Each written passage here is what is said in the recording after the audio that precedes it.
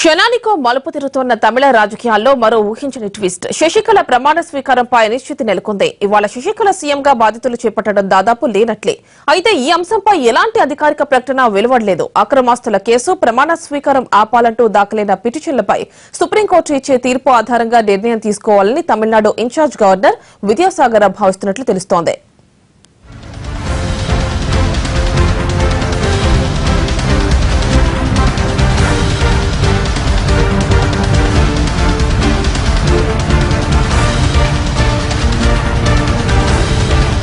తమిళనాడులో political drama మళ్లీ మొదటికొచ్చింది. అనేక నాటకీయ పరిణామాల మధ్య ఆదివారం అన్నా డీఎంకే ఎమ్మెల్యేలు శశికళను శాసనసభాపక్ష నేతగా ఎన్నుకున్నారు. ఆ వెంటనే ప్రమాణ స్వీకార కార్యక్రమానికి ముహూర్తం ఖరారు చేసుకున్నారు చెన్నమ్మ. ముందుగా నిర్ణయించిన ప్రకారం మద్రాసు యూనివర్సిటీలోని సెంటినరీ ఆడిటోరియంలో ఆమె సీఎంగా ప్రమాణం చేయాల్సిందే. ఇందుకోసం భారీగా ఏర్పాట్లు కూడా చేశారు. ఉదయం 8:45 శశికళ అను నేను అంటూ ముఖ్యమంత్రిగా బాధ్యతలు చేపట్టడమే మిగిలిందనుకుంటున్న తరుణంలో ఊహించని ట్విస్ట్ ఇచ్చారు గవర్నర్ విద్యాసాగర్ రావు.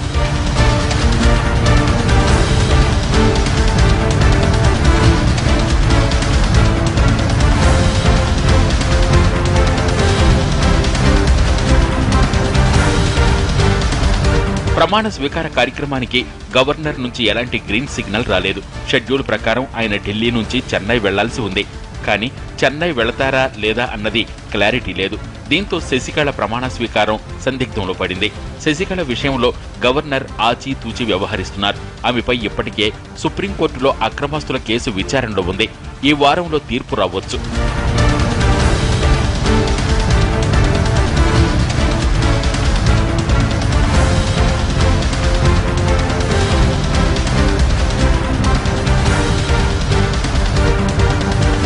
అటు శశికళకు ముఖ్యమంత్రి బాధ్యతలు అప్పగించడాన్ని వ్యతిరేకిస్తూ సుప్రీంకోర్టులో పిల్ దాఖలైంది. చెన్నైకి చెందిన ఓ ఎన్జీఓ సంస్థతో కలిపి సెంథిల్ కుమార్ అనే వ్యక్తి సుప్రీంకోర్టును ఆశ్రయించారు. ఈ పిటిషన్ ఇవాళ విచారణకు వచ్చే అవకాశం ఉంది.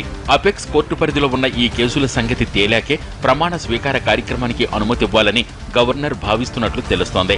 అక్రమాస్తుల కేసులో శశికళ దోషిగా తేలితే మళ్లీ ఆమె పదవి నుంచి తప్పుకోవాల్సి వస్తుంది. అప్పుడు మళ్లీ ఇంకొకరికి బాధ్యతలు అప్పగించాల్సి ఉంటుంది. ఈ గందరగోళం కంటే మరో వారం వేచి చూడటమే మంచిదన్న అభిప్రాయంలో గవర్నర్ ఉన్నట్టు సమాచారం. ఈ విషయంలో ఎలా వ్యవహరించాలన్న దానిపై ఆయన అటార్నీ జనరల్ నుంచి న్యాయ సలహాలు తీసుకున్నారు. అటు కేంద్రంతోనూ సంప్రదింపులు జరిపినట్లు తెలుస్తోంది.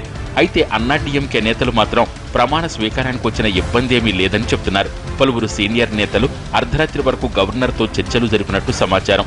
ఒకవేళ గవర్నర్ అందుబాటులో లేకపోతే ఫిబ్రవరి 9న ప్రమాణ స్వీకారం ఉంటుందని అంటున్నారు. మొత్తానికి ఇవాళ జరగాల్సిన ప్రమాణ స్వీకార కార్యక్రమం మాత్రం దాదాపు వాయిదా పడ్డట్టే. అయితే ఇటు రాజ్భవన్ వర్గాలు గాని అటు అన్నా డీఎంకే నుంచి గాని ఎలాంటి అధికారిక ప్రకటన వెలువడలేదు.